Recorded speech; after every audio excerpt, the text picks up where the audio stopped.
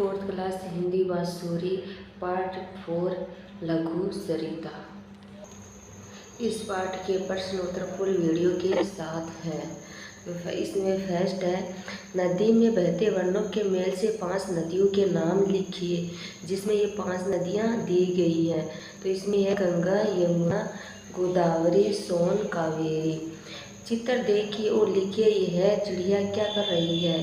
तो यहाँ का नज़ारा बहुत सुंदर है। पहाड़, नदी और पेड़ देखकर मेरा मन बहुत खुश हो गया है। इसमें फर्स्ट क्वेश्चन है, कविता के आधार पर सही उत्तर के आगे सही का चिन्ह लगाइए। तो इसमें हिम के पत्थर पिघलकर क्या बन जाते हैं। तो इसका आंसर होगा निर्मल जल। सरिता का जल किसका अंत स्थल होता है। तो इसमें आ जाएगा पृथ्वी का। कविता के अनुसार सरिता का पानी पीकर कौन सुख पाता है। तो इसका आंसर है पथिक।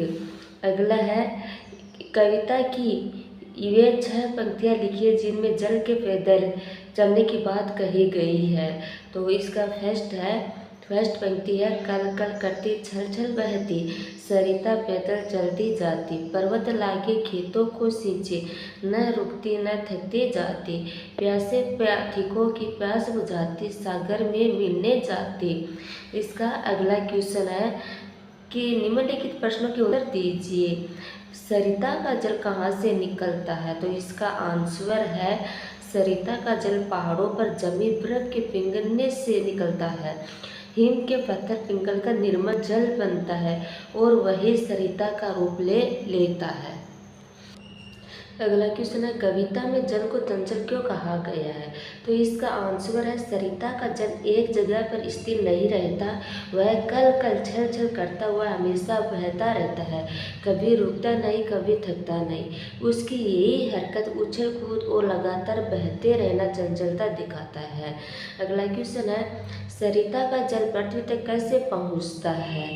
तो इसका आंसर है, हिम के पत्थर पिघलकर निर्मल जल बन जाते हैं। यही जल पहाड़ों से उतरकर मैदानों, घाटियों और खेतों से होता हुआ बहता है और इस तरह पृथ्वी तक पहुंचता है।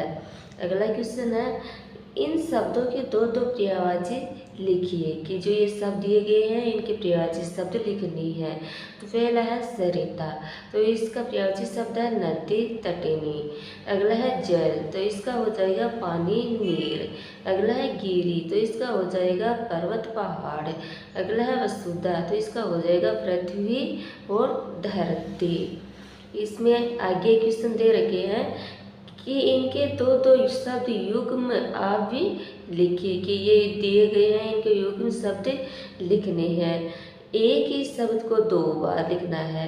जैसे कल कल, गिर गिर मिलते जुलते अर्थ वाले हैं, अपने आप, वाद विवाद। विपरीत अर्थ वाले हैं, ऊपर नीचे, उतार चढ़ाव। अगला क्वेश्चन है, सरिता के जल की विशेषता बताने वाले शब्द कविता से चुनकर लिखिए। जो कविता दी गई है उनसे ये शब्द चुनकर लिखने हैं।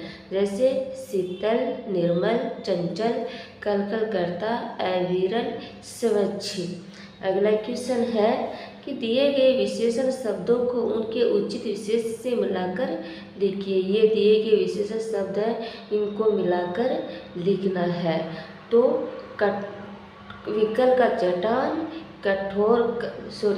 विकल का चट्टान, इसमें विकल का पथिक हो जाएगा, कठोर का चट्टान हो जाएगा, गहना का वृक्ष हो जाएगा, विशाल का वृत्त हो जाएगा, मनोरम का दृश्य हो जाएगा।